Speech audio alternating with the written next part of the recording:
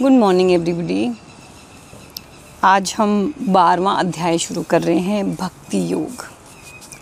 देखिए, दो ही तरीके से एक इंसान का कल्याण हो सकता है, या तो भगवान की कृपा हो जाए और you very lucky if that happens, या फिर हमारे को खुद को इच्छा हो अपना कल्याण करने की, to make our stay on this life beautiful, stay on this earth beautiful.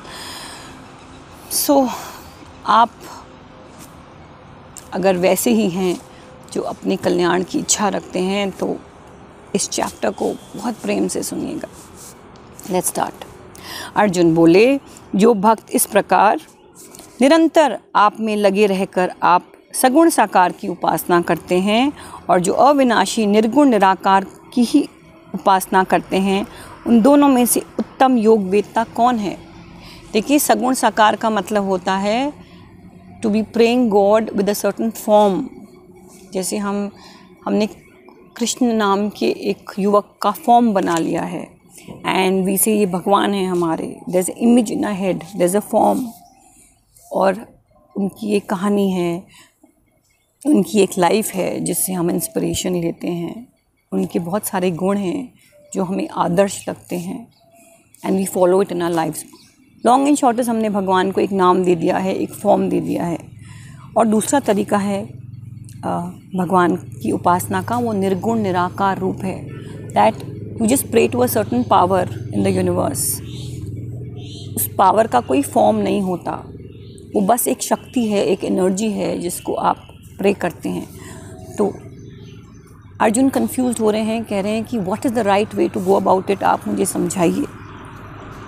Shri भगवान बोले, मुझ में मन को लगाकर नित्य निरंतर मुझ में लगे हुए जो भक्त परम श्रद्धा से युक्त होकर मेरी सगुण साकार की उपासना करते हैं, वह मेरे मत में सर्वश्रेष्ठ योगी हैं। See, they two different ways of reaching the same god, पर यहाँ कृष्ण कह रहे हैं कि सगुण साकार रूप बेटर है, एंड वो आगे समझाते हैं क्यों। सिंपली बिकॉज हम जैसे नॉर्मल इंसान निर्गुण निराकार जो तरीका है उसको नहीं अपना सकते हैं। See is very difficult to pray to just an energy. हमारी भक्ति उनमें कैसे बैठेगी? अभी हम आँख बंद करते हैं तो हमें कृष्ण का खूबसूरत सा रूप हमारे आँखों के सामने फ्लैश करता है, मंदिर में हमें दिखता है, तो इट्स ईजियर, भक्ति हमारे लिए आसान हो जाती है विद अ सर्टन फॉर्म। अगर हमारी इंद्रियाँ किसी चीज़ को ग्रहण ही नहीं करें तो हम अटैच्ड कैसे हुए उससे? अब आगे समझाएंगे कि क्यों ऐसा बोल रहे हैं। और जो इंद्रिय समूह को भली भांति वश में करके चिंतन में न आने वाले, सब जगह परिपूर्ण देखने में न आने वाले, निर्विकार अचल ध्रुव अक्षर और अव्यक्त की तत्परता से उपासना करते हैं, वे प्राणी मात्र के हित में प्रीति रखने वाले, सब जगह समबुद्धि वाले मनुष्य मुझे ही प्राप्त होते हैं। तो ऐसा नहीं है कि अगर कोई निर्गुण निराकार रूप की आराधना करता है तो भगवान को प्राप्त नहीं होता। वो कह रहे हैं ऐसे लोग हैं, वो भी मुझे प्राप्त करते हैं। अव्यक्त में आसक्त चित्त वाला उन साधकों को अपने साधन में कष्ट अधिक होता है, but it is very difficult, is not easy. That जो तरीका है वो मुश्किल है, आसान नहीं है, क्योंकि देह अभिमानियों के द्वारा अव्यक्त विषय गति कठिनता से प्राप्त होती है। हम जो इंसान हैं, हमें अपने शरीर का अभिमान है। It's very difficult for us to understand that we are different from our bodies. हम नॉर्मल कर्म योगी हैं, मोस्ट ऑफ अस। तो हमारे लिए एक निर्गुण निराकार की पूजा करना, की उपासना करना बहुत मुश्किल है। और चलो कर भी लें, बट निरंतरता बनाए रखना is very very difficult. To maintain that continuity is very very difficult. तो कह रहे हैं कि इट्स डिफ़िकल्ट फॉर यू, आसान नहीं है। और कहते हैं कि अगर कोई आपके बहुत ही गज़ब के गुरु हो जाएं तो शायद आप इस रास्ते पे चल सकते हो, लेकिन वो गुरु कहाँ मिले, कैसे मिले? परंतु जो संपूर्ण कर्मों को मेरे अर्पण करके मेरे परायण होकर अनन्य योग से मेरा ही ध्यान करते हुए मेरी उपासना करते हैं, हे पार्थ, मुझ में अविष्ट चित्त वाला उन भक्तों को मैं मृत्यु रूप संसार समुद्र से शीघ्र ही उद्धार करने वाला बन जाता हूँ। कहते हैं it's easy for people to reach out to me in my saguna sakar form. ऐसे में जो करते हैं वो अपने सारे कर्मों को मुझे अर्पण कर देते हैं। All of us are trying to do that. और मेरे परायण हो जाते हैं और मैंने अनन्य योग से मेरा ही ध्यान करते हुए मेरी उपासना करते हैं दिन रात। There is constant communication with God. This is a easier way of reaching out to God. और कहते हैं जब उसका चित्त और मन मुझ में बिल्कुल वन हो जाता है, यू नो दैट योग हो जाता है, तो मैं बहुत जल्दी उसका उद्धार करने वाला बन जाता हूँ। All right, so I have to share something very beautiful. This April I had envisioned a certain number for my company and I achieved it. And trust me, 3 दिन पहले ही अचीव हो गया. So a day earlier we celebrated it and we clapped and we clapped and we clapped and we were all so happy. And वो पूरा दिन में इतनी overwhelmed feel करी मैं. I went to the temple, I said thank you to God, I called up my father, जो हमारे office में बहुत बड़े मिस्टर मुन्ना खान हैं. I went and touched his feet. You can't even imagine how much I thank God कि देखो मैंने एक नंबर मन में सोचा था और आपने मुझे दे दिया. Trust me, अब आप कहोगे लोभ. It's not लोभ. I just enjoy the numbers game. I enjoy that sense of achievement. And सारे कर्म को हमने भगवान को अर्पण कर रखा है, अटैच नहीं है. In fact, you should come and see. I have very young people in my office, 22, 23, 24 साल. वो इतनी तो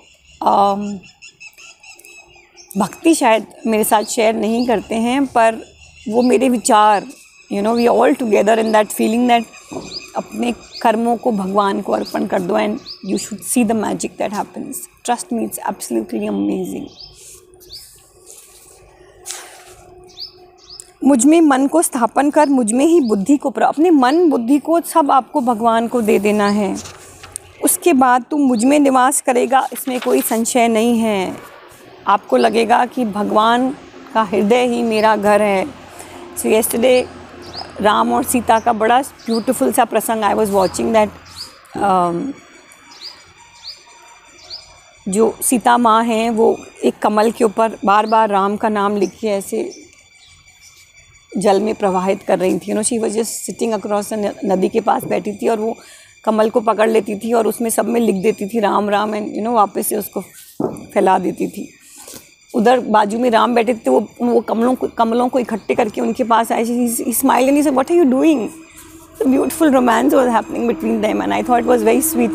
एंड शी सेज दैट मैं चाहती हूँ कि राम नाम की गूंज पूरी दुनिया में फैल जाए. You know that I love my husband so much. I want everybody to know that Ram क्या है. So he smiles and he says कि पर तुम क्यों नहीं समझती हो कि सिया के बिना राम का नाम का कोई अर्थ ही नहीं है. और वो उन कमलों के ऊपर सिया लिखते हैं और वो उसको भी जल में प्रभावित कर देते हैं.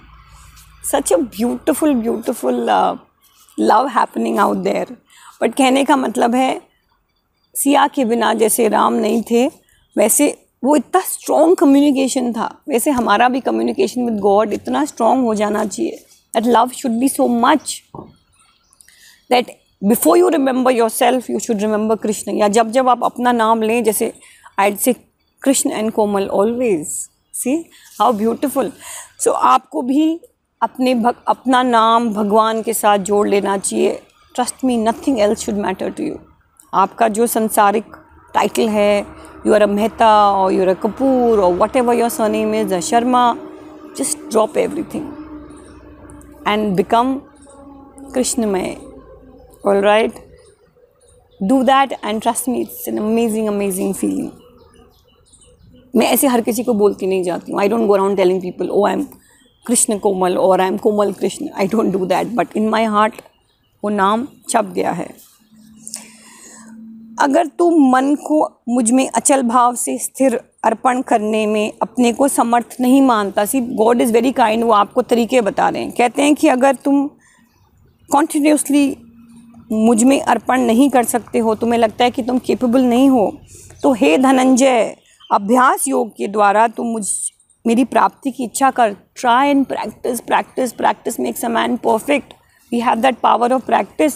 प्रैक्टिस करो तो तुम मुझे प्राप्त कर पाओगे. अगर तू अभ्यास योग भी नहीं कर सकता है, कहता है भाई मेरी तो प्रैक्टिस भी बस की नहीं है, और अपने आप को असमर्थ पाता है, तो मेरे लिए कर्म करने के परायण हो जा. कम से कम जो काम करता है वो तो मुझे अर्पण कर दे. मेरे लिए कर्मों को करता हुआ भी तू सिद्धि को प्राप्त हो जाएगा। चलो और कुछ मत करो, तुम भक्ति मत करो, अपने सारे कर्मों को मुझे अर्पण कर दो तो भी तुम मुझे प्राप्त कर लोगे।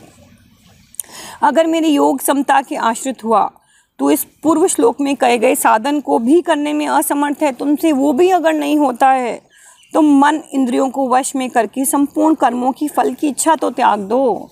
वो कह रहे हैं कि चलो तुम कर्मों को मुझे अर्पण नहीं कर सकते, तुम जो काम करो इस भाव से नहीं कर सकते कि कृष्ण के लिए कर रहे हो, तो चलो कर्म करो, लेकिन जो फल है stop getting attach to the फल। कम से कम इतना तो मुझ पे विश्वास कर लो कि फलों पे अटैचमेंट छोड़ दो। अभ्यास से शास्त्र ज्ञान श्रेष्ठ है। जो भी आप प्रैक्टिस करते हैं उससे इम्पॉर्टेंट है कि आप कम से कम शास्त्रों का तो ज्ञान कर लो, जैसे हम कर रहे हैं। शास्त्र ज्ञान से ध्यान श्रेष्ठ है।